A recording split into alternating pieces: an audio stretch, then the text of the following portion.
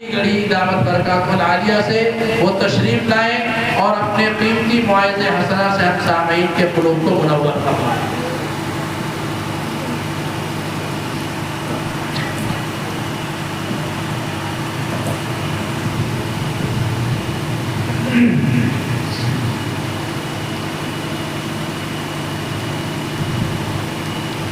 السلام علیکم ورحمۃ اللہ وبرکاتہ۔ السلام علیکم ورحمۃ اللہ وبرکاتہ۔ السلام ورحمۃ اللہ وبرکاتہ۔ ابھی مجمع سے آواز نہیں آئی ہے۔ السلام علیکم ورحمۃ اللہ وبرکاتہ۔ وعلیکم السلام ورحمۃ اللہ وبرکاتہ۔ آپ لگانا بیدار ہیں، بیدار ہے، سو ہے۔ سب سے پہلے میں درخواست یہ کروں گا کہ جو بیچ میں کھڑا ہے اس کو کھڑا کیا۔ یہ جتنے جوان ہیں سب ٹیک لگائے بیٹھے ہوئے ہیں، آپ کی ٹیک لگانے کی عمر نہیں، لہذا آگے آ گیا۔ آپ اور ہم میں کوئی زیادہ عمر کا فرق نہیں ہے، 2-3 سال کا فرق ہوگا، لہذا آگے آ گیا۔ ہم بنا ٹیک کے بیٹھے ہیں، آپ بھی بنا ٹیک کے ہو جائیے، آگے آ جائیے۔ آپ تک اگر میری آواز پہنچ رہی ہے، جو حضرات ٹیک لگائے بیٹھے ہیں ان سے بھی درخواست ہے آگے آ گیا۔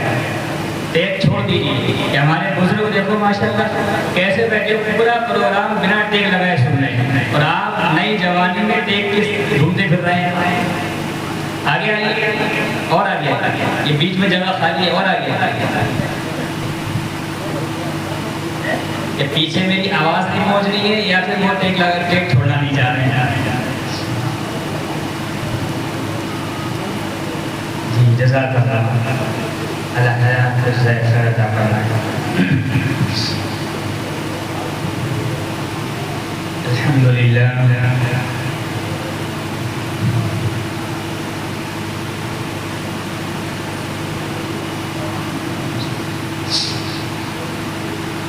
الحمدللہ الذی رفع السماوات بغیر عمد ترونها وألقى في الأرض رواسي أن تميد بكم أنهارا الحمد لله الذي خلق الموت والحياة ليبلوكم أيكم أحسن عملا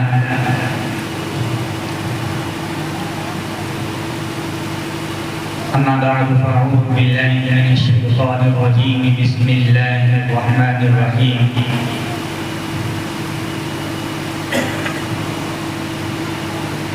رجال لا تلهيهم تجارة ولا بيع عن ذكر الله وقال الله تبارك وتعالى إن عدة الشهور عند الله 12 شهرا في كتاب الله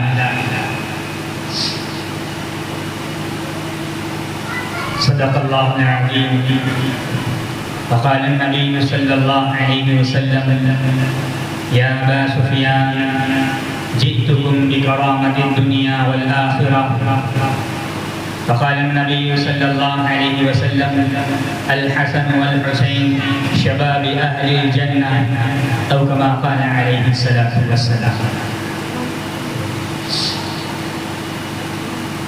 قابل قدر ہے مجمع اکرام اور اسٹیج پر بیٹھے ہوئے ہمارے معزز علماء اکرام، اور سب سے زیادہ قابل مبارکباد ہیں وہ حضرات جنہوں نے اس 10 روزہ پروگرام کو سجانے میں، بنانے میں اور اس کے منعقد ہونے میں بے پایاں ایڑی سے چوٹی تک کی محنت کی۔ آپ سب ان کے حضرات کے لیے دعا فرمائیں کہ اللہ تعالیٰ ان کے پناہ میں ہاتھوں کو قبول فرمائے، اور جس مقصد کے لیے ان مجالسوں کا انعقاد کیا گیا ہے اللہ تعالیٰ ان کے مقصد کو بھرپور کامیابی نصیب فرمائے۔ میرے عزیزوں، بزرگوں، بھائیوں، اللہ تعالیٰ نے دنیا کے اندر جتنی بھی قومیں بنائی ہیں، ہر قوم کی تاریخ اپنے آپ سے بدلتی ہے یا مٹتی ہے؟ اور قوم دو طرح کی ہوتی ہے، ایک قوم ہوتی ہے علاقائی سطح پر اور دوسری قوم ہوتی ہے عالمی سطح پر۔ فرمایا عالمی سطح پر جو قومیں ہوتی ہیں ان کی اپنی ایک تاریخ ہوتی ہے، وہ کسی تاریخ کے سہارے نہ جیتی ہے نہ چلتی ہے۔ عالمی سطح پر جو قومیں ہوتی ہیں ان کا اپنا ایک کیلنڈر ہوتا ہے، وہ کسی تاریخ یا کسی کیلنڈر کو اپنا نہ کیلنڈر بناتے ہیں نہ اپنی تاریخ بناتے ہیں۔ تو الحمدللہ ثم الحمدللہ اسلام اور اسلام کے ماننے والے کی خود ایک تاریخ ہے اور اپنا ایک کیلنڈر ہے جو ماہ محرم الحرام سے شروع ہوتا ہے اور ماہ ذی الحجہ پہ ختم ہوتا ہے، جس کے 12 مہینے ہیں: محرم الحرام، صفر المظفر، ربیع الثانی، ربیع الاول، ربیع الثانی، جمادی الاولی، جمادی الاخری، رجب، شعبان، رمضان، شوال، ذی القعدہ، ذی الحجہ۔ ان 12 مہینوں میں سب سے افضل مہینہ اور اس سال کی ابتدا کا مہینہ اور اس سال کی انتہا کا مہینہ، سب کی ایک الگ الگ تاریخ آپ 10 دن سے سنتے چلے آ گئے۔ آپ نے ہر تاریخ سنی، آپ نے نہ جانے کتنے واقعات سنے، آپ نے نہ جانے عبادات کے، فضائل کے اور قربانیوں کے واقعات بھی پڑھا۔ بڑے بڑے علماء اکرام، بڑے بڑے فقہاء اکرام، بڑے بڑے فصیح زبان والے آپ کے سامنے بڑے بڑے واقعات، بڑی بڑی باتیں آپ کے سامنے سنائی، جو جس لیول کے، جتنی بڑی قربانی والے، جتنی بڑے علم والے اور جتنی زیادہ فصاحت و بلاغت کے مالک تھے، اپنے اپنے انداز میں سب نے آپ کے سامنے اپنے علم کا سمندر کھول کے رکھے اور اس تاریخ کو بیان کر کے رکھ دیا جس کی بنیاد پر یہ ان مجالسوں کا انعقاد کیا ہے۔ تو اب سننے سنانے کا وقت ہو گیا ختم، اب تو یہ وقت ہے عزائم کرنے کا اور کچھ کرنے کا۔ آج ان مجالسوں کی یہ آخری کڑی ہے اور آخری کڑی میں میں آپ سب کی طرف سے یہ حسن ظن رکھتا ہوں اور یہ امید رکھتا ہوں کہ الحمدللہ آپ نے ان 10 دن کے اندر جتنے بھی بیانات سنے، جتنے بھی واقعات سنے، جتنے بھی اسباب سنے، جتنے بھی آپ کے سامنے فضائل بیان کیے گئے، جتنے آپ کے سامنے واقعات بیان کیے گئے، جتنے آپ کے سامنے تاریخ کی روشنی کے اندر، قرآن کی روشنی کے اندر، حدیث کی روشنی کے اندر، کربلا کی تاریخ سے لے کر شہداء اسلام کی تاریخ تک اور امت مسلمہ کی تاریخ سے لے کر پورے اسلام کی تاریخ کو جو بیان کیا گیا ہے، مجھے امید ہے اور میں یہ حسن ظن رکھتا ہوں کہ سب نے ان 10 دنوں میں یہ کچھ نہ کچھ عزائم کیے ہوں گے کہ اپنی ہمت کے تحت، اپنی وسعت کے تحت انشاءاللہ اس پر عمل کرنا۔ اور اگر خدا نخواستہ نہ کیا ہو تو آج کر لے۔ میں جتنی دیر آپ کے سامنے ہم کلام ہوں، پتہ نہیں اللہ تعالیٰ زبان سے کیا نکلوائے، لیکن سب سے پہلے میں 2 چیزیں آپ کے سامنے واضح کروں گا اور 2 چیزوں کا عزم کروں گا۔ کریں گے انشاءاللہ؟ کریں گے انشاءاللہ۔ کوئی بھی تاریخ، کسی قوم کی کوئی بھی تاریخ اپنے آپ نہ مٹتی ہے نہ بدلتی ہے۔ اسلام کی تاریخ، اسلام کی تہذیب ہم سب کی جو زبانوں سے جھلکتی ہے اور جھلکنا چاہیے، وہ نہ آج سے پہلے بدلی ہے، نہ آج بدلی ہے، نہ کل بدلی ہے، لیکن ہم اور آپ آج اسلامی مہینے کو، اسلامی سال کو، اسلامی سن کو، اسلامی تاریخ کو، اسلامی ایام کو بھول گئے۔ ہمارے اخراجات کا حساب و کتاب، ہماری ملازمت کا حساب و کتاب، ہماری دکان کا حساب و کتاب سب عیسوی تاریخ سے۔ چاند کی تاریخ نہ ملازم کو پتہ ہے، نہ آقا کو پتہ ہے،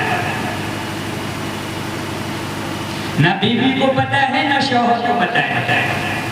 تو جب نہ بڑوں کو معلوم ہے تو بچوں کو کیسے معلوم ہوگا؟ مردوں کو نہیں معلوم تو عورتوں کو کیسے معلوم ہوگا؟ پتہ ہی چلا کہ سب کے ذہن سے، سب کے دلوں سے اسلامی سال کی اہمیت مٹ گئی۔ وہ تو اللہ کا کرم ہے، اس کا فضل ہے، اس کا احسان ہے کہ اس نے اسلامی تاریخ کے اندر محرم الحرام یوم شہادت حضرت حسین رضی اللہ عنہ کی شہادت کو جوڑ رکھا ہے، پیارے آقا علیہ السلام کی آمد کو اس سال سے جوڑ رکھا ہے، رمضان المبارک جیسے مہینے کو جوڑ رکھا ہے، عید الاضحیٰ اور عید الفطر جیسے مہینے کو جوڑ رکھا ہے، ورنہ ہم تو ہمارے ذہن سے ختم تھا۔ اگر ان چیزوں کو نکال لیا جائے تو اسلامی سال کا تصور ہمارے ذہنوں سے نکل جائے۔ اسلامی سال کس چلیا کا نام ہے؟ تو آج ایک عزم یہ کریں کہ اسلامی سال کی بقا کے لیے اور چاند کی تاریخ یاد کرنے کے لیے سب سے چھوٹا کام، کوئی بہت بڑا کام، بڑے بڑے وعدے، بڑے بڑے عزائم، بڑے بڑے علماء کرام آپ سے کرا چکے ہیں، تو چھوٹا سا آدمی ہوں، آپ کے سامنے چھوٹی سی بات کروں گا، چھوٹے سے عزائم کروں گا۔ میں کوئی بہت بڑے عزائم آپ سے نہیں کروں گا، بڑے بڑے عزائم، بڑے بڑے علماء کرام آپ سے کرا چکے ہیں۔ ایک چھوٹا سا آدمی ہوں، چھوٹے سے مدرسے کا طالب علم ہوں، چھوٹی چھوٹی باتیں بتاؤں گا، چھوٹے سے عزائم کرا کر اس پر عمل کرانے کی کوشش کروں گا۔ تو سب سے پہلا عزم یہ کریے کہ اس مجمع کے اندر جتنے بھی حضرات قرآن پاک پڑھے ہوئے ہیں، چاند کی پہلی تاریخ سے یہ عزم کریں کہ انشاءاللہ ایک پارہ روزانہ تلاوت کریں، ایک پارہ قرآن پاک کا روزانہ تلاوت کریں۔ تو آج پتہ لگا کہ ہم نے 10واں پارہ پڑھا تو پتہ لگا چاند کی کتنی تاریخ ہے بھائی؟ بولیے، 10واں پارہ پڑھا چاند کی تاریخ کے حساب سے، تو کون سی تاریخ ہوگی چاند کی؟ بولتے نہیں بھائی، کون سی تاریخ ہوگی؟ 10ویں تاریخ۔ پتہ لگا 11واں پارہ پڑھا تو پھر 11 تاریخ۔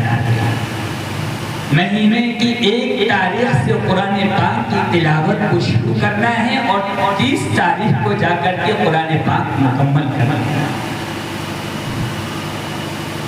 ایک پارے کے حساب سے ایک تاریخ آپ کی چلتی رہے گی، چاند کی تاریخ ہمیشہ آپ کو یاد رہے گی۔ یہ چاند کی تاریخ کو اسلامی سن کی حفاظت کا سب سے آسان نسخہ ہے۔ کریں گے کریں گے بتائیے بھائی، کریں گے؟ کون کون کرے گا؟ ہاتھ اٹھا کے بتائیے۔ سب کریں گے، اللہ آسان کرتا ہے۔ دوسری اور سب سے چھوٹی، ہم سب جتنا یہ مجمع بیٹھا ہوا ہے، اسٹیج پر ہمارے علماء کرام بیٹھے ہوئے ہیں، یہ سب کی زندگی سے ایک چیز جڑی ہوئی ہے۔ وہ کیا ہے کہ ہم سب کے گھروں میں، ہم سب کی دکانوں میں، ہم سب کی ملازمت میں کچھ نہ کچھ ہمارے ماتحتی سے لوگ جڑے ہوئے ہیں، جن کا ہم مہینے میں تنخواہ کا حساب کرتے ہیں۔ ہمارے گھر میں کام کرنے والی بوا ہوں یا ہمارے کھیتوں پہ کام کرنے والے ملازم ہوں، ہماری فیکٹری کے اندر کام کرنے والے ملازم ہوں، ہمارے مدرسے کے اندر پڑھانے والے اساتذہ اکرام ہوں، ہماری مسجد کے اندر امامت کرنے والے امام صاحب ہوں، ہم یہ عزم کریں کہ انشاءاللہ مہینے کی 30 تاریخ کی چاند کی تاریخ سے ان کا حساب کریں۔ یہ عزیز کریں گے بہت آسان ہے. ہمارا بیٹا باہر پڑھائی کرنے جاتا ہے, باہر رہ کر کے پڑھائی کر رہا ہے, اس کی اخراجات کے لیے ہم کو رقم لگانا ہے. چاند کی تاریخ کے حساب سے ہم اس کے اخراجات کے لیے پیسے بھیجیں گے تو ہم کو چاند کی تاریخ کی ہمیشہ یاد دہانی رہے گی. کون سا مہینہ چل رہا ہے, کون سا سن چل رہا ہے, کون سی تاریخ چل رہی ہے, یہ اسلامی تاریخ کی حفاظت کا سب سے چھوٹا نسخہ ہے. اگر ہم انشاءاللہ اس پر عمل کرنے والے بن گئے, اللہ کی قسم کوئی اسلامی تاریخ کو بھول نہیں سکے. ہاں اور ایک چیز میں آپ کو بتاتا چلوں, علماء کرام نے لکھا ہے کہ محلے کے اندر اگر کسی کو چاند کی تاریخ کی خبر نہیں ہے تو پورا محلہ گنہگار ہے. جس طرح نماز جنازہ بتایا فرض کفایہ ہے, اگر پورا محلے میں سے کوئی نہیں پڑھے گا تو سب گنہگار ہوں گے, چند لوگ مل کر کے پڑھ لیں گے, سب کی طرف سے ادا ہو جائے گا. اسی طریقے سے چاند کی تاریخ کا خیال رکھنا اور چاند کی تاریخ اور سن کا اور ایام کا ان کا خیال رکھنا پورے محلے کی ذمہ داری ہے. اگر پورے محلے میں سے کسی نے اس تاریخ کو بھلا دیا اور سب کے ساتھ اس کو یاد کرنے والے نہ بنے اور کسی نے نہیں یاد رکھا, فرمایا پورا محلہ گنہگار ہے. تو اس چیز کا خیال کریں گے, شروع کریں گے انشاءاللہ. اپنی بیوی کو خرچے کے لیے پیسے دیتے ہیں, چاند کی تاریخ کے حساب سے دیں. اپنے گھر کا مہینے کا راشن لا کر کے ڈالتے ہیں, چاند کی تاریخ کے حساب سے لا کر کے ڈالیں کہ آج چاند کی ایک تاریخ ہے, چاند نظر آ گیا ہے, اس لیے آج ہم پورے مہینے کا راشن لے کر کے آئیں گے, لہٰذا اگلے مہینے کا راشن کب آئے گا, جب سفر و مظفر کا مہینے کا چاند نظر آئے گا, ربیع الاول کا چاند نظر آئے گا. نہیں, جنوری سے کوئی مطلب نہیں ہے ہم کو. ویسے تو سورج بھی اللہ کا ہے, چاند بھی اللہ کا ہے, جنوری بھی ہماری ہے, محرم بھی ہمارا ہے, لیکن ہم اسلام کے ماننے والے ہیں, ہم حسنین کے ماننے والے ہیں, رسول اللہ کے ماننے والے ہیں. عیسوی تاریخ کا وجود بعد سے شروع ہوا. ہاں, ہم سب کے ذہن میں ایک یہ بات بیٹھی, اسلامی سال کی ابتدا حسین سے نہیں ہے, نہ پیارے رسول صلی اللہ علیہ وسلم سے ہے, بلکہ اسلامی سال کی ابتدا تو عزل انسانیت سے ہے. ہاں, علماء کرام بیٹھے ہیں, معلوم کر لیجیے. قرآن اس چیز کا مشاہدہ کرتا ہے, شہادت دیتا ہے قرآن اس چیز کی. حضرت آدم علی نبینا علیہ السلام کو غلطی ایک کروائی گئی اس دنیا کے لیے, اس دنیا کے وجود کے لیے, ہمارے اور آپ کے وجود کے لیے. حبا آدم علی نبینا علیہ السلام سے وہ غلطی کروائی گئی, اور اس غلطی کروانے کے بعد اللہ تعالیٰ نے ان کو دنیا میں بھیجا. اس کے بعد اللہ تعالیٰ نے ایک عرصہ دیا, کس لیے؟ توبہ کے لیے, اللہ کو منانے کے لیے, اللہ سے معافی مانگنے کے لیے, اللہ کو راضی کرنے کے لیے. اور ایک عرصے کے بعد جب اللہ نے توبہ قبول فرمائی, کون سا مہینہ تھا؟ ماہ محرم کا مہینہ, اور ماہ محرم کی وہ 10ویں تاریخ جو ایک پرسوں آنے والی ہے. ہم محرم کو صرف حسین تک محدود کر کے رکھ دیا ہے, حسین رضی اللہ عنہ کے تذکرے تک محدود کر کے رکھ دیا, حسین رضی اللہ عنہ کی شہادت تک محدود کر کے رکھ دیا. کیوں ایسا ہوا؟ یہ باطل کا شکنجہ ہے, یہ باطل کی کھیل ہے باطل کے, کہ تاکہ امت اسلامی تاریخ سے محروم رہے اور صرف آل رسول کی محبت اور آل رسول کی قربانیوں کو بنا سگا کر کے ان کا مذاق بنایا جائے. آج پورے عالم کے اندر دیکھا جا رہا ہے حضرت حسین رضی اللہ عنہ کی شہادت کو مذاق بنا کر کے رکھ دیا.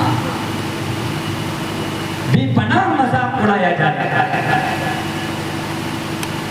اسلامی تاریخ کی ابتدا کہاں سے ہوئی؟ کیلنڈر کی ابتدا اگر آپ کہیں تو ہے تو عمر رضی اللہ عنہ کے زمانے سے ہوئی. ہاں, کہ ہجری سال سے ابتدا ہوئی، آپ صلی اللہ علیہ وسلم کی ہجرت کو وسیلہ بنا کر کے کیلنڈر کی ابتدا کی گئی ہے جو عمر رضی اللہ عنہ کے زمانے میں، لیکن اسلامی تاریخ کی جو ابتدا ہوئی ہے وہ ابا آدم علی نبینا علیہ السلام کے زمانے سے ہوئی۔ اس کے بعد فرمایا کہ حضرت یونس علیہ السلام کو اللہ نے مچھلی کے پیٹ کے اندر دھکیل دیا، ایک زمانے تک مچھلی کے پیٹ کے اندر رہتے رہے اور حفاظت ہوتی رہی۔ اس کے بعد جب مچھلی کے پیٹ سے نکالا تو وہ ماہ محرم کا مہینہ تھا اور ماہ محرم کی 10ویں تاریخ تھی۔ ہاں ہم بھول گئے، ہمیں تو یوم حسنین کی شہادت یاد ہے، وہ شربت کا لنگر یاد ہے، اسلامی تاریخ کے ایام کہاں سے آئے وہ تو بھولے بیٹھے۔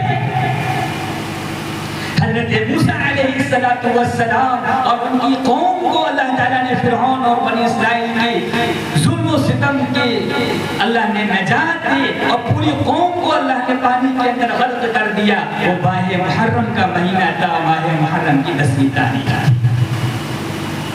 حضرت ابراہیم علیہ السلام کو آگ میں ڈالا گیا، 40 دن تک آگ کے اندر گلزار بنی آگ حفاظت کرتی رہی، اور 40 دن کے بعد جب حضرت ابراہیم خلیل اللہ علیہ السلام آگ سے باہر نکلتے ہیں تو ماہ محرم کا مہینہ ماہ محرم کی 10ویں تاریخ آتی ہے۔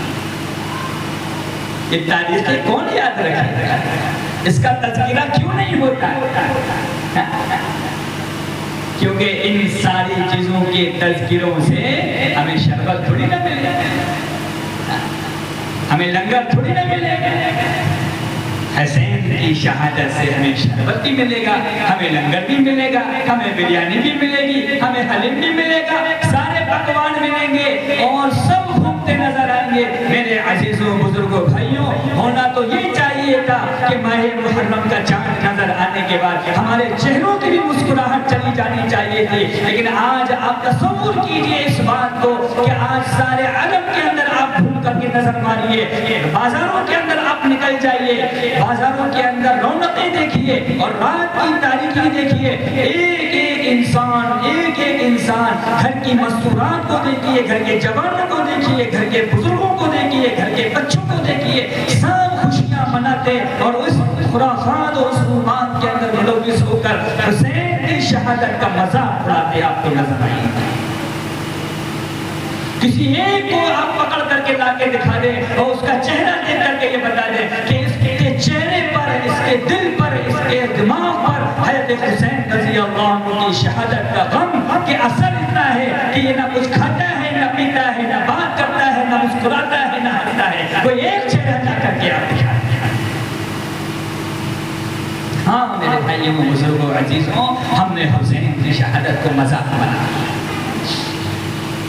3 دن کے کربلا کے اندر پیاسے ہیں۔ کتنے دن کے؟ بولو بھائی، کتنے دن کے؟ 3 دن کے۔ گود کا بچہ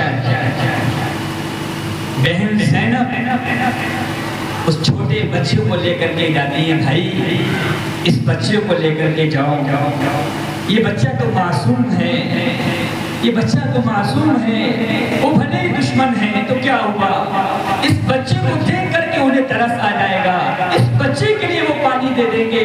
بھیا ایک بار جائیے اس بچے کو لے کر کے، شاید اس بچے کو دیکھ کر کے، اس بچے کی تڑپتی ہوئی زبان کو دیکھ کر کے وہ پانی دے دیں اور اس کی زبان کے اوپر پانی کے چند قطرے پڑ جائیں اور اس کی زندگی بخش دی جائے۔ حسین رضی اللہ عنہ اس بچے کو لے کر کے جاتے ہیں اور لے کر کے جانے کے بعد سامنے یزیدیوں کے کھڑے ہوتے ہیں، اے یزیدیوں دیکھو جو جوان چل کر کے آ سکتا تھا تمہارے پاس، وہ اپنے پاؤں پر چل کر کے آیا علی اکبر، اور اس نے اپنی جان کا شہادت پیش کیا اور اپنی بہادری کا نذرانہ پیش کر کے اپنے پیروں پہ کھڑے ہو کر کے تمہارے سامنے کھڑے ہو کر کے اس نے شہادت کا جام نوش فرمایا۔ جو چل کر کے آیا اس نے چل کر کے شہادت کا جام نوش کیا، یہ چل کر کے نہیں آ سکتا تھا، لہٰذا اس کو میں لے کر کے آیا ہوں۔ فرمایا اس کو بھی پانی نصیب نہیں ہوتا ہے، یزیدیوں کا تیر نصیب ہوتا ہے، جو علی اصغر کو کلیجے کو چھلنی کرتا ہوا نکل جاتا ہے، اس تیر کے لگنے سے ایک خون کا پھوارا نکلتا ہے، اس پھوارے کو حضرت حسین اپنے ہاتھ میں لیتے ہیں اور پھوارے کو آسمان کی طرف ہی اچھالتے ہیں۔ وہ کیا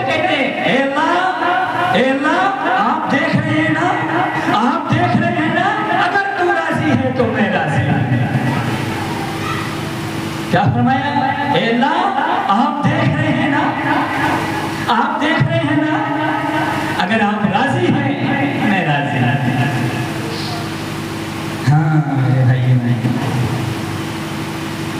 اس شہادت کا غم، اس شہادت کی تکالیف اور اس شہادت کی مصیبتوں کو ہم نے کس طرح منایا؟ شربت پلا کر۔ ہمارا کلیجہ چھلنی نہ ہوا، ہمارا کلیجہ چھلنی نہ ہوا، ہمیں شرم نہیں آئی؟ یہ کون سی دیوانگی ہے؟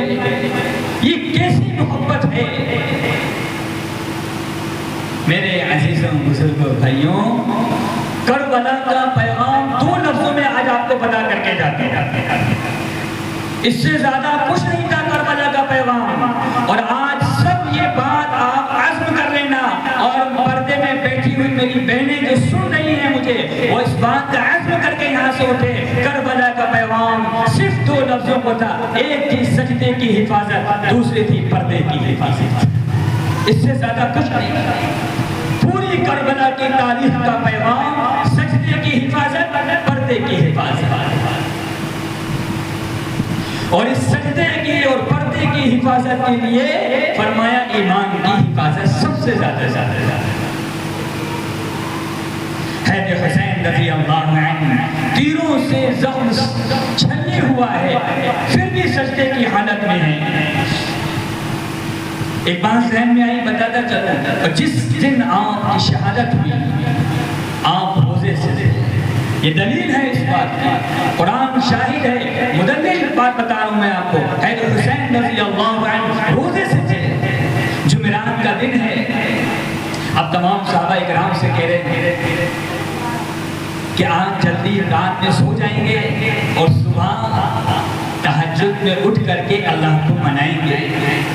کیا فرما رہے ہیں کہ رات میں جلدی سویں گے اور صبح تہجد میں اٹھ کر کے اللہ کو منائیں گے۔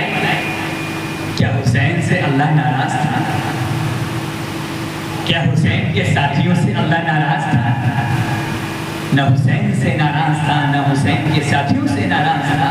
اس کے بعد بھی حسین کہہ رہے ہیں کہ ساتھیوں آج جلدی سو جاؤ، صبح اٹھ کر کے آج اللہ کو منائیں۔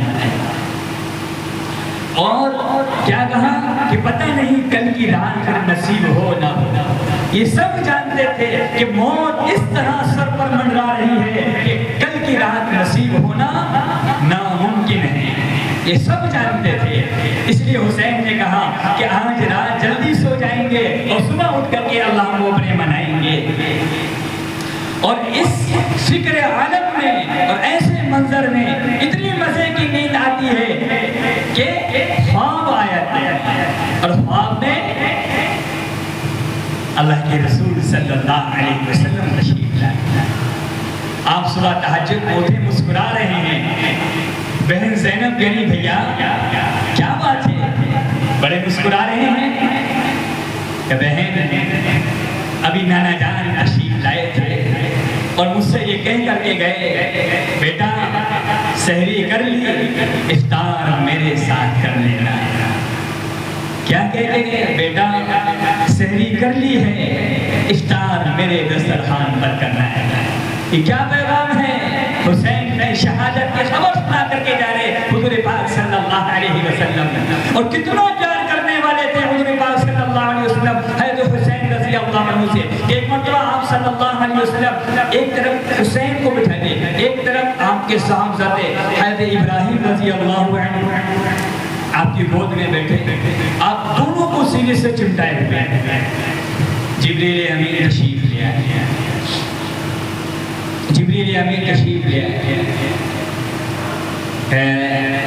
اللہ کے رسول صلی اللہ علیہ وسلم، اللہ تعالیٰ نے فرمایا ہے کہ آپ ان دونوں لال کو اپنے ایک ساتھ نہیں رکھ سکتے۔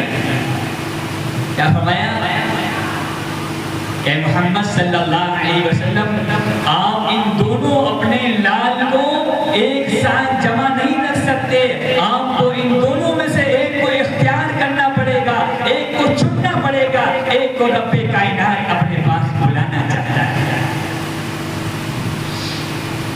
میرے بھائیوں بزرگوں عزیزوں، کیا بیتی ہوگی آپ صلی اللہ علیہ وسلم.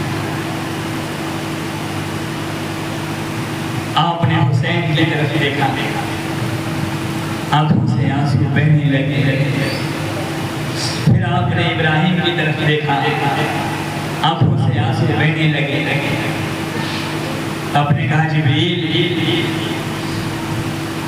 یہ دونوں میرے لختے جگر ہیں، یہ دونوں میرے جگر گوشہ ہیں، میں دونوں میں سے کسی کو نہیں دے سکتا، لیکن پھر بھی اگر تم لے جانا چاہتے ہو ابراہیم، جبریل تم ابراہیم کو لے جاؤ، ابراہیم کو لے جاؤ. کیوں؟ اگر تم ابراہیم کو لے جاؤ گے تو صرف مجھے تکلیف ہوگی، میں اس تکلیف کو برداشت کر لوں گا. اگر حسین کو تم لے گئے تو جبریل اللہ کی قسم میرے ساتھ ساتھ میری بیٹی فاطمہ کو بھی تکلیف ہوگی، اور فاطمہ کی تکلیف کو میں برداشت نہیں کر سکتا، لہٰذا تم ابراہیم کو لے جاؤ. کتنی محبت کرنے والے تھے. ہم نے اس حسین کی شہادت کا کیسا مذاق بنایا ہے. ہمیں خیال تک نہیں آیا کہ جس حسین نے اپنی ایمان کی حفاظت کے لیے، اپنی سجدے کی حفاظت کے لیے، اور حسین کی گھر کی عورتوں نے، صحرا بانو جو آپ کی بیوی ہیں، آپ کی زوجہ ہیں، انہوں نے شوہر کے ٹکڑے دیکھنے کے بعد، شوہر کی گردن کٹی ہوئی دیکھنے کے بعد، وہ بہن زینب رضی اللہ عنہا بھائی کے ٹکڑے دیکھنے کے بعد، بہن کی بھائی کی گردن الگ کٹی ہوئی دیکھنے کے بعد بھی جو اپنے آپ کو قابو میں رکھے ہوئے ہیں، اپنے آپ کو پردے سے باہر نہیں نکالا ہے، وہ کیسے کربلا کے میدان میں پردے کی حفاظت کر رہی ہیں. اور اس بات کا سبق آنے والی قیامت تک کی انسانیت کے لیے پہنچایا ہے کہ تمہارے اوپر بہت مشکلات آئیں گے، تمہارے اوپر بڑی تکالیف آئیں گی، تم کو بڑی پریشانیوں کا سامنا کرنا پڑے گا، لیکن تمہاری ساری تکالیف، تمہاری ساری پریشانیاں، تمہاری ساری مصیبتیں کربلا کے میدان سے بڑی نہیں ہو سکتی، کربلا کے میدان سے بڑی نہیں ہو سکتی ہیں. حسین نے تیر کھانے کے بعد، حسین نے سر کٹانے کے بعد، حسین نے اپنے آپ کو پٹ جانے کے بعد، لٹا دینے کے بعد اس بات کی شہادت دی ہے اور اس بات کا سبق دیا ہے کہ تم پر ہزاروں مصیبتیں آئیں گی، تم پر کروڑوں لاکھوں ظلم و ستم کے پہاڑ توڑے جائیں گے، بے شک تم پر ظلم و ستم کے پہاڑ توڑے جائیں گے، لیکن یاد رکھنا کربلا کے میدان سے بڑی تکالیف تمہاری نہیں ہو سکتی ہیں. جب کربلا کے میدان سے بڑی تمہاری تکالیف نہیں ہو سکتی ہیں، کربلا کے میدان کی ساری تکالیف کو برداشت کرنے کے باوجود بھی حسین نے سجدے کی حفاظت کی ہے، تو ہم اور آپ کون ہوتے ہیں سجدے کو برباد کرنے والے؟ ہماری نمازیں کیسے فوت ہو جاتی ہیں، ہمارے پردے کیسے ہمارے چہروں سے گر جاتے ہیں، ہمیں اور آپ کو کیسے ضرورت ہو جاتی ہے جو ہماری بیٹیاں، ہماری بہنیں، ہماری بیویاں، ہماری مائیں بے پردہ گھر سے باہر نکل جائیں. ہاں میرے بھائیوں، کربلا ایمان کی حفاظت کا پیغام ہے، کربلا سجدے کی حفاظت کا پیغام ہے، کربلا پردے کی حفاظت کا پیغام ہے. ہاں ہم نے تو صرف شہادت کو گنا ہے، صرف حسین کی شہادت کو ہم نے تذکرہ کرنا سمجھایا، اور بھی اللہ کے رسول صلی اللہ علیہ وسلم کے داماد حضرت علی رضی اللہ عنہ کی اور 8 لاڈلے شہید ہوئے، کبھی ان کا تذکرہ سنا؟ حسین سے پہلے اور بھی 8 لوگوں کی گردنیں کٹی، حسین سے پہلے اور بھی 8 لوگوں کے چھینٹڑے اڑے، حسین سے پہلے اور بھی 8 بیٹوں کے قتلے ہوئے، ان کی بھی بوٹیاں کی گئی، ان کی بھی گردنوں کو نیزوں پر لگا کر کے گھمایا گیا. صرف اور صرف ہم نے حسین کی شہادت کا تذکرہ کرنا مناسب. بے شک حسین ہمارے عزیز ہیں، ہمارے دل میں ہیں، ہماری سانسوں میں ہیں، ہمارے دماغ میں ہیں، سب کہیں ہیں، لیکن صرف ایک شہادت کا تذکرہ کرنا اور تمام آل رسول کی شہادتوں کو پیچھے پشت ڈال دینا، یہ اللہ کے رسول کے اہل بیت سے محبت کے ساتھ انصاف نہیں ہے. ہمیں سب کا تذکرہ کرنا پڑے گا، اور جو 17 افراد شہید ہوئے ان کا بھی تذکرہ کرنا پڑے گا. تو میرے بھائیوں، بزرگوں، عزیزوں، میں عرض یہ کر رہا تھا کہ کربلا کا ایک پیغام ہے ایمان کی حفاظت، اور ایمان کی حفاظت کے لیے ضروری ہے کہ حرام کو نگاہ کو حرام سے بچانا اور اپنے پیٹ کو حرام لقمے سے بچانا. بات سمجھ میں آ رہی ہے؟ ایمان کی حفاظت کے لیے حرام لقمے سے پیٹ کو بچانا اور حرام چیزوں سے نگاہ کو بچانا ایمان کی حفاظت. ایک واقعہ سنا کر کے اپنی بات کو ختم کروں گا. ہے تو عمیر ابن حبیب رضی اللہ عنہ بڑے خوبصورت نوجوان صحابی ہیں. اپنے 2 دوستوں کے ساتھ ایک دن پکنک پہ نکلے اور گھومتے گھومتے اتنی آگے نکل گئے کہ ایک عیسائی ملک کے اندر داخل ہو گئے. اور جیسے ہی عیسائی ملک کے اندر داخل ہوئے عیسائی فوجیوں نے ان کو گرفتار کر لیا. جیسے آج کل ہوتا ہے کوئی دوسری ملک کا انسان ہمارے سرحد میں داخل ہو جائے یا ہمارے ملک کا انسان دوسری سرحد میں داخل ہو جائے اس کو گرفتار کر لیتے ہیں فوجی. ایسے عیسائیوں نے ان کو گرفتار کیا اور گرفتار کرنے کے بعد ان کو بادشاہ کے سامنے پیش کیا. اور بادشاہ کے سامنے پیش کیا تو بادشاہ نے پوچھا کہ تم کون ہو, کہاں سے آئے ہو؟ تو انہوں نے سچ بیان کیا کہ ہم مسلمان ہیں, مدینے سے آئے ہیں اور ہم لوگ گھومنے نکلے تھے اور گھومتے گھومتے ہمیں یہ خیال نہیں ہوا کہ ہم کہاں آ گئے اور آپ کے ملک کے اندر داخل. فوجیوں نے کہا کہ نہیں صاحب یہ جاسوس ہیں اور ہماری جاسوسی کرنے آئے تھے, ہمارا رقبہ لگانے آئے تھے وغیرہ وغیرہ تمام چیزیں بتائیں جیسے کہ آج کل ہوتا ہے. تو بادشاہ نے کہا کہ ٹھیک ہے دیکھو ہم تم کو چھوڑ دیں لیکن شرط یہ ہے کہ تمہیں اسلام کو چھوڑنا پڑے گا اور عیسائیت اختیار کرنا پڑے گا. اور عیسائیت اختیار کرتے ہی ہم تمہیں بہت سارا مال دیں گے, بہت سارے عزت دولت جو تم چاہو گے وہ سب تم کو میسر کیا جائے گا, لیکن شرط یہ ہے کہ عیسائیت تم کو اختیار کرنی پڑے گی. حضرت عمیر بن حبیب رضی اللہ عنہ بولے وہ دیوانے تو ساری دنیا کی دولت بھی اگر تم مجھے لا کر کے دے دے تو ایمان کا سودا ہرگز نہیں ہو سکتا ہے. جان تو دے سکتے ہیں ایمان نہیں دے سکتے. بادشاہ نے کہا جانتے ہو بہت خطرناک سزا دی جائے گی, کیا منظور ہے؟ زیادہ سے زیادہ آخر حد کیا ہوگی؟ موت ہوگی. منظور ہے مر جائیں گے لیکن ایمان کا سودا نہیں کریں گے. ایمان کا سودا ہرگز نہیں کریں گے. کہا موت نہیں دردناک موت دی جائے گی کہ سننے والے کی بھی روح کانپ اٹھے ایسی موت دی جائے گی. کا منظور ہے کہا آگ جلا اور آگ جلا کر کے اس پر تیل گرم کیا جائے. تیل رکھی گئی, تیل گرم کیا اور تیل جب ابال مارا باہر نکلنے کو تیار ایسا تیل. پھر آخر مرتبہ پوچھا دیکھو تیل تیار ہے ابھی بھی وقت ہے, عیسائیت اختیار کر لو, تم کو دولت عزت حسین و جمیل لڑکی سب کچھ ملے گا. عیسائیت اختیار کر لو, جان بھی بخش دی جائے گی, تم کو مدینے واپس بھیج دیں گے. کہنا جان تو سودا نہیں, جان تو دے سکتے ہیں ایمان نہیں دے سکتے.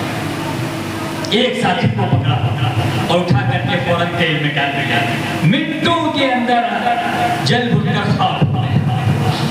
اب دوسرے ساتھی کو بلایا, دیکھا تم نے انجام, ابھی بھی وقت ہے, باز آ جاؤ, عیسائیت اختیار کر لو ورنہ انجام دیکھ تمہارے سامنے. کہنا ایمان کا سودا نہیں ہو سکتا, میں اپنے ساتھی کے پاس جانے کو تیار نہیں. لہذا دوسرے کو بھی اٹھایا اور راہوں کے اندر ڈال دیا, منٹوں میں وہ بھی جل بن کر خاک ہو گیا. یہ منظر عمیر ابن حبیب رضی اللہ عنہ اپنی آنکھوں سے دیکھ رہے اور دیکھنے کے بعد رونے لگے. تو بادشاہ نے دیکھا کہ عمیر اس انجام کو دیکھ کر متاثر ہو گئے اور ان کے دل من لگتا ہے خوف پیدا ہو گیا ہے، اب یہ باز آیا۔ تو وزیر آیا اور وزیر نے کہا بادشاہ سلامت، میں نے عمیر کی پیشانی کو بڑی چمکتی ہوئی دیکھا ہے، اور اس کی پیشانی جو چمکتی ہوئی نظر آئی ہے تو بڑی سمجھدار اور بڑی عقل مندانہ اور بڑی علمانہ اس کی پیشانی ہے، اور آپ کی تو کوئی اولاد بھی نہیں ہے، لہذا آپ کے بعد سلطنت کا کیا ہوگا، لہذا اس کو بلایا جائے، اور بلانے کے بعد اس کو سمجھاؤ اور اس سے کہو کہ تم عیسائیت اختیار کر لو، میں اپنی بیٹی کا نکاح تیرے ساتھ کر دوں گا، اور پھر اس کے بعد میری سلطنت کا تو وارث بنے۔ تو میں ان کو بلایا، بلانے کے بعد بادشاہ نے سبق دہرایا کہ یہ سب چیزیں تمہارے لیے کی جائیں گی، میں تیری ولی عہدی کا خود اعلان کروں گا اور میرے بعد تم بادشاہ رہو گے۔ میں نے دیکھا ہے تمہیں اپنے ساتھی کو دیکھ کر کے ترس آیا ہے، اور میں گھبرا مت، میں اتنا سخت دل بھی بادشاہ نہیں ہوں، تو عیسائیت اختیار کر لے، میں سب کچھ ختم کر دوں گا۔ عمیر نے کہا وہ پاگل، وہ دیوانے، کیا تو یہ سمجھ رہا ہے کہ میں اس موت کے خوف سے رو رہا ہوں؟ میں تو اس بات کو سوچ کر کے رو رہا ہوں کہ تو ابھی مجھے ڈالے گا اس تیل کے اندر، اور منٹوں سیکنڈوں کے اندر میری جان نکل جائے گی اور میں جل گھل کر خاک ہو جاؤں گا۔ میں تو یہ سوچ کر کے رو رہا ہوں کہ میری ایک جان ہے جو ابھی ختم ہو جائے گی۔ میں تو یہ سوچ رہا تھا کاش کہ میرے جسم میں جتنے روئے ہیں، کاش اللہ مجھے اتنی جان دے دیتا، اور ایک ایک کر کے ساری جان میں اللہ کے نام پر قربان کر دیتا۔ وہ کل قیامت میں کر کے کھڑے ہو کر کے اللہ سے کہتا، اے اللہ میں اتنی جانیں تیرے نام پر قربان کر کے آیا ہوں، لیکن تیرے ساتھ میں کھڑے ہو کر کے کفر کے سامنے میں نے ایمان کا سودا نہیں کیا۔ اپنی ایمان کی حفاظت کے لیے میں نے سینکڑوں جانیں قربان کی، میں نے سینکڑوں جانیں تیل کے اندر اگلوا دی، لیکن اپنے ایمان کا سودا نہیں کیا۔ میں تو یہ سوچ کر کے روتا، دیوانہ ہے تو، پاگل ہے، میں موت کے خوف سے روں گا۔ وزیر آیا کہ بادشاہ آپ اس کو موت کے خوف سے نہیں ڈرا سکتے، ان لوگوں کو موت کا خوف نہیں ہوتا ہے، تو پھر اس کو ایک کام کرو کہ اس کو قید خانے میں ڈالو اور اس کو تکلیف دینے والا عذاب دو۔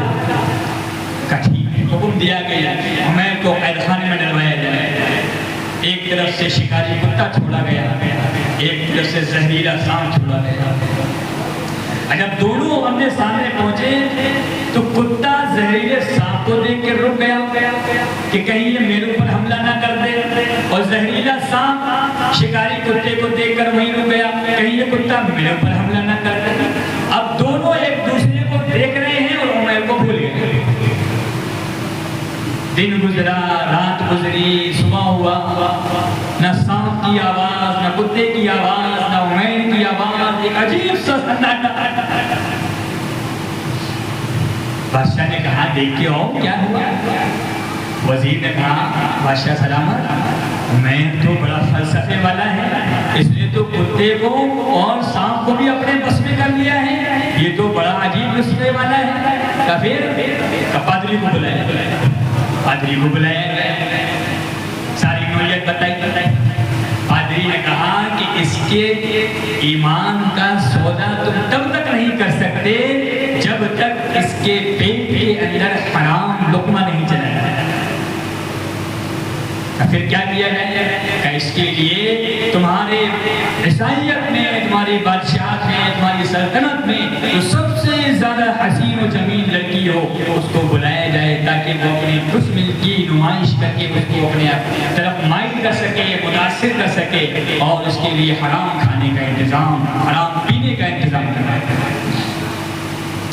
لہذا بادشاہ سلامت نے لڑکی کا انتظام کیا، سور کا گوشت بنوایا، شراب کا انتظام کیا اور لے جا کر کے عمیر کے کمرے میں رکھ دیا۔ 3 دن ہو گئے تھے، کچھ نہ کھایا تھا نہ پیا تھا، بھوک لگی کہ لوگ نہ کھائے۔ وہ لڑکی بھی پوری کوشش کر رہی ہے اپنی طرف مائل کرنے کے لیے۔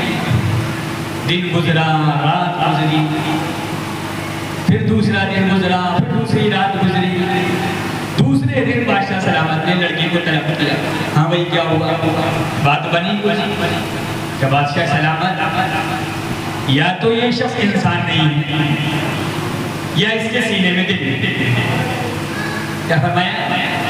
یا تو یہ شخص انسان نہیں ہے یا اس کے سینے میں دل نہیں ہے.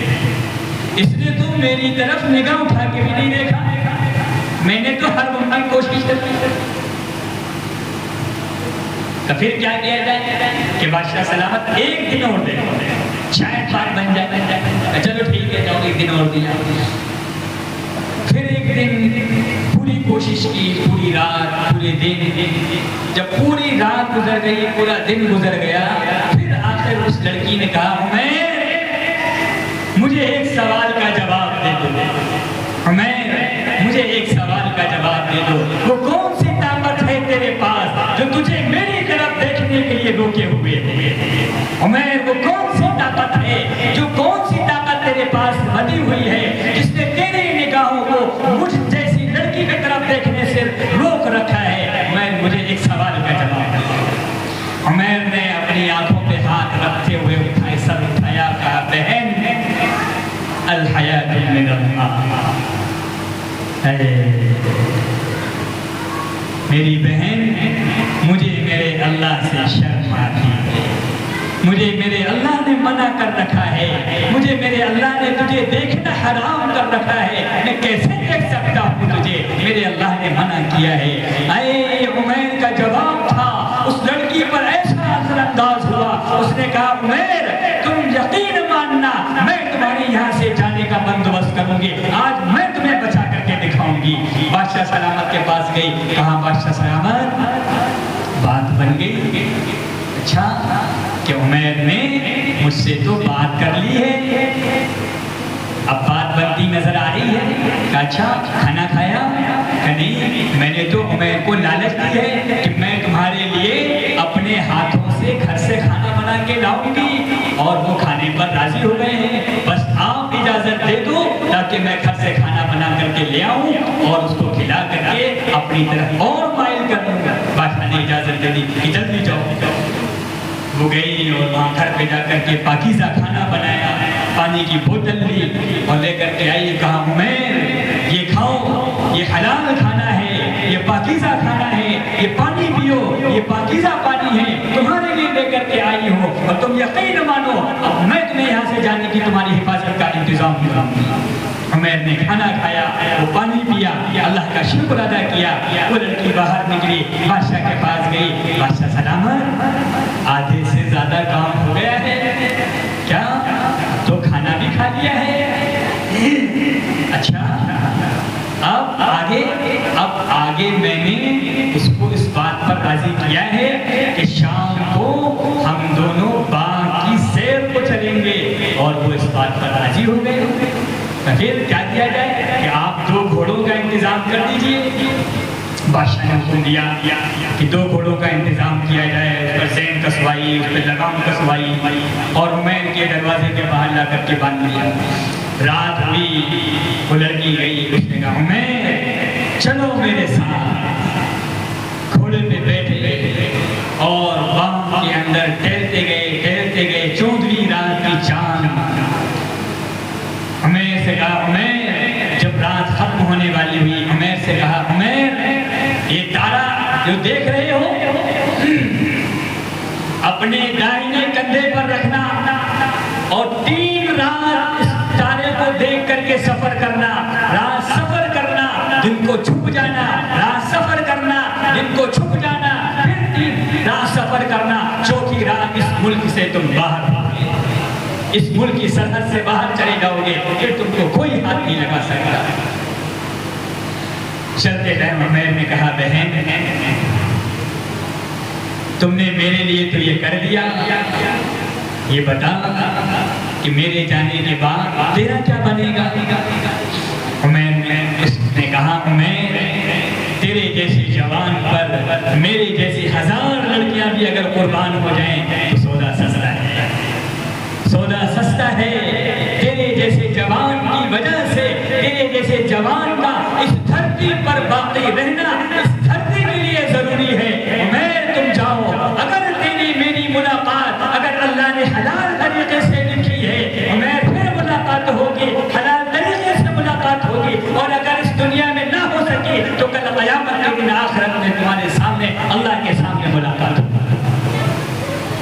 یہ کہہ کر عمیر کو ودا کر دیا. صبح ہوتے ہی بادشاہ نے طلب کر لیا. کہاں ہے عمیر؟ بادشاہ سلامت. باتیں بناتا رہا, ہم ساتھ چلتے رہے, باتیں بناتا رہا. اچانک اس نے گھوڑے میں ایڑ لگائی اور تیزی سے گھوڑا دوڑایا. میں اس کے پیچھے دوڑی, اس نے اور تیز گھوڑا دوڑایا. ہوا یہ کہ وہ میری حدود سے, میرے وجود سے, میری پکڑ سے باہر نکل گیا اور میں اس کو پکڑ نہ سکی. بادشاہ سلامت, میں عاجز ہو گئی, میں کچھ نہ کر سکی. میں سمجھ رہی تھی کہ میں نے اس کو اپنی باتوں میں لے آیا, میں نے اس کو پہلا لیا ہے, بھسلا لیا ہے, وہ میری طرف مائل ہو گیا, لیکن اس نے تو مجھے دھوکہ دے کے وہ نکل گیا ہے. بادشاہ بڑا غصہ, ڈانٹا ڈپٹا, بہت کچھ کیا, آخر لڑکی کو چھوڑ دیا. ہوا یہ کہ پھر ایک دن وہ ملک فتح کر, اور جب وہ ملک فتح ہوا, عمیر پھر آئے اس ملک کے اندر, اور آج پھر اس لڑکی سے ملاقات ہوئی. اور آج جب ملاقات ہوتی ہے, وہ لڑکی اسلام کی حالت میں ہے, اور اسلام کی حالت میں ہونے کے بعد اس نے کہا, عمیر آج میں تم سے نکاح کرنا چاہتی ہوں, آج حلال طریقے سے ہم تمہارے ساتھ نکاح میں آنا چاہتے ہیں. عمیر نے نکاح کیا, حلال طریقے سے اس کو زندگی کے اندر اختیار کیا, ایمان کی حفاظت کی ہوئی, حلال طریقے سے اپنی نگاہ کو بھی بچایا, اپنے پیٹ کو بھی بچایا. میرے عزیزوں بزرگوں بھائیوں, کربلا کا پیغام کو عمیر نے زندہ کر کے دکھایا کہ ایمان کی حفاظت کا جو طریقہ جو سکھلا کر کے گئے ہیں کہ حرام نگاہ سے بھی اپنی آنکھ کو روکنا ہے, حلال لقمے سے بھی اپنی آنکھ کو روکنا ہے. تو کربلا کا پیغام سمجھ میں آیا, وہی سمجھ میں آیا. شہادت حسین کا مقصد سمجھ میں آیا. حسین کی شہادت کا مذاق تو نہیں بناؤ گے, شہادت پر حسین افطار میں تھے, شہادت پر حسین کا روزہ تھا.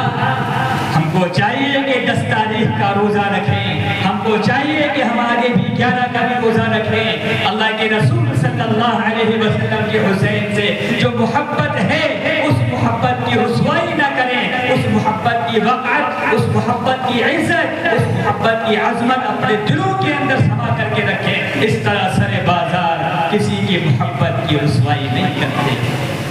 ہاں, اس طرح سر بازار کسی کی محبت کی رسوائی نہیں کرتے. یہ تو عام عاشقوں کی بات ہے, یہ تو عام عاشقوں کی بات ہے. میرے عزیزوں, حسین کی محبت کو کیسے سر عام بازار جو ہے رسوا کر سکتے ہیں؟ کیسی محبت ہے کہ دو میں سے ایک کو چننا ہے. ابراہیم بیٹے ہیں, خود کے لختے جگر ہیں, اولاد ہیں, حسین نواسے ہیں. کیا فرمایا, جبریل ابراہیم کو لے جاؤ, مجھے تکلیف ہوگی, حسین کو لے جاؤ گے, میرے ساتھ ساتھ فاطمہ کو بھی تکلیف. ہاں, اتنی محبت کرنے والے حسین سے ہم نے وہ رسول کی محبت کو سر عام بازار رسوائی کے ایسا مذاق بنایا ہے کہ سر عام رسوا ہوگا. اس رسوائی سے بچیں گے, اس محبت کو رسوا تو نہیں کریں گے. ہم سب حسینی ہیں حسینی. کون کون حسینی ہاتھ اٹھاؤ, بس اتنے سے, آگے والے نہیں, پیچھے والے سب حسینی ہیں. الحمدللہ سب حسینی ہیں. حسین کی محبت کو رسوا نہیں کرتے.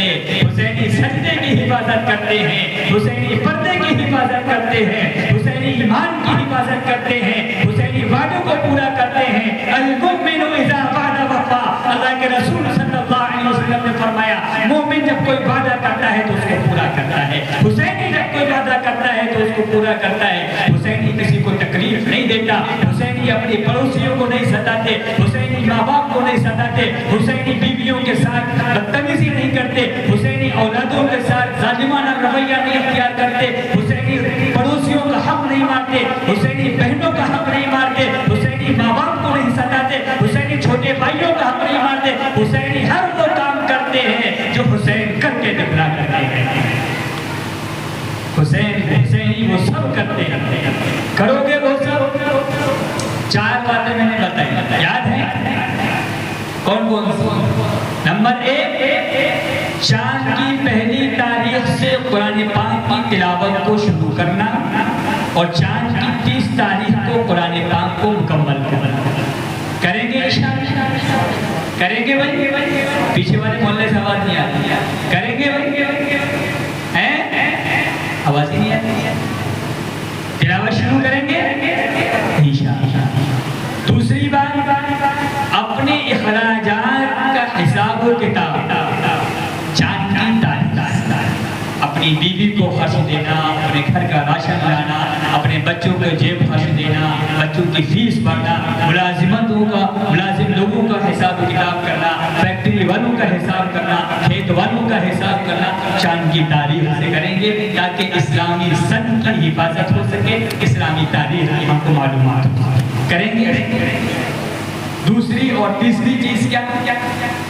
نوجوان سجدے کی حفاظت کریں گے، مسجدوں کو آباد کریں گے، جو حسین نے کربلا کے میدان میں کر کے دکھلایا، سجدے کی حفاظت کے لیے اپنے گردن کو تو کٹوا دیا، لیکن سجدے سے اپنے آپ اس سجدے کی حفاظت کرو گے؟ جس سجدے کی حفاظت کے لیے حسین نے سر کو کٹایا ہے، حسینیوں نے سر کو کٹایا، اہل بیت نے اپنے آپ کو ذبح کروایا ہے، علی اصغر نے اپنے خون کے فوارے چلوائے، علی اکبر نے اپنی جوانی کی قربانی دی، کیا اس سجدے کی حفاظت کرو گے؟ کرو گے؟ ہاں میری بہنوں، آپ تک آواز پہنچ رہی ہے، اور آپ سب جا کے اپنی بہنوں، اپنی بیٹیوں، اپنی بیویوں، اپنی ماؤں کو بتانا کہ اپنے پردے کی حفاظت کرنا۔ یہ 4 باتیں میں بتلا کر کے جاؤں گا۔ چاند کی تاریخ کی حفاظت قرآن کی تلاوت سے، اور دوسرا اپنے حساب کتاب سے، تیسری سجدے کی حفاظت، چوتھے پردے کی حفاظت۔ یہ 4 باتیں ہم کو ہمیشہ قائم و دائم رکھنا ہے، اور انشاءاللہ سب سے بڑا فائدہ میں آپ کو بتاؤں قرآن کی تلاوت کا۔ اگر آپ نے چاند کی تاریخ سے 1 پارہ روزانہ تلاوت کرنا شروع کر دیا تو رمضان کے مہینے کو ہٹا کر کے سال میں 11 قرآن مکمل ہوگا۔ سب سے بڑا فائدہ رمضان میں اللہ جتنی توفیق دے اتنے پڑھ لو، 10 پڑھ لو، 20 پڑھ لو، لیکن رمضان کے مہینے کے علاوہ سال کے 11 مہینوں میں 11 قرآن مکمل، سب سے بڑا فائدہ۔ اور اس تاریخ کو جاننے کے بعد جو ہماری تہذیب جو زندہ ہوگی، اس کے بعد ان تاریخ کے ان مہینوں سے جو تمام تر ارکان وابستہ ہیں، جو تمام تر واقعات، جو تمام تر تاریخیں ان سے وابستہ ہیں، ان تاریخوں کو پھر جاننے کے لیے خواہشات کریں گے بھائی انشاءاللہ۔ ہاں ایک چیز اور آخر میں بتاؤں، ہر اس چیز کو کرنے کے لیے سب سے زیادہ ضروری ہے ہمت اور حوصلہ، جو کربلا کے میدان میں حسین نے دکھایا۔ سب سے آخری بات بتا کر کے جاؤں، کربلا کے میدان میں سب سے بڑی جو چیز تھی حسین کے پاس، وہ تھا ہمت اور حوصلہ۔ بھلے ان کا لشکر چھوٹا تھا، قافلہ چھوٹا تھا، لیکن ہمت اور حوصلہ بلند تھا۔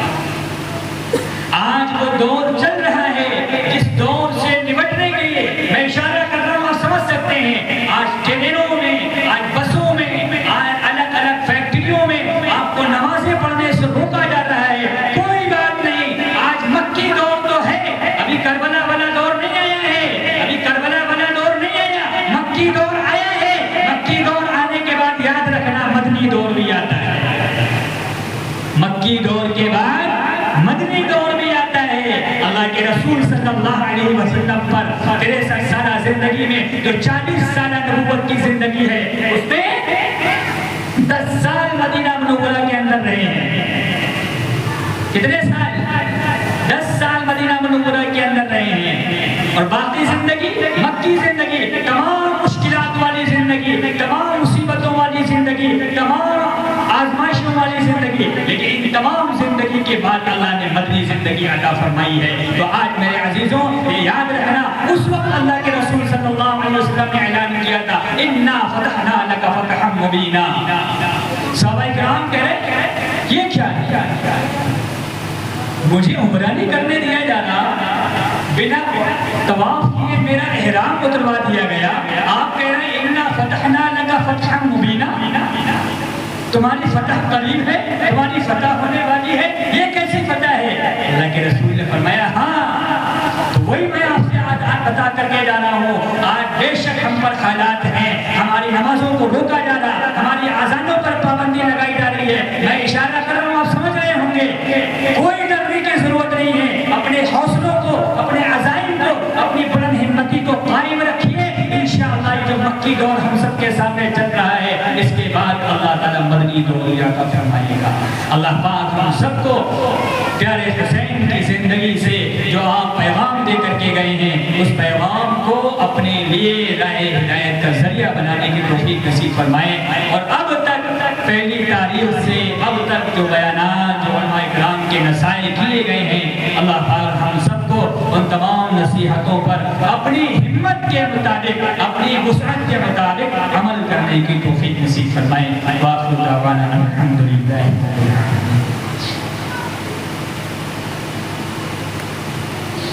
دعا فرمائیں۔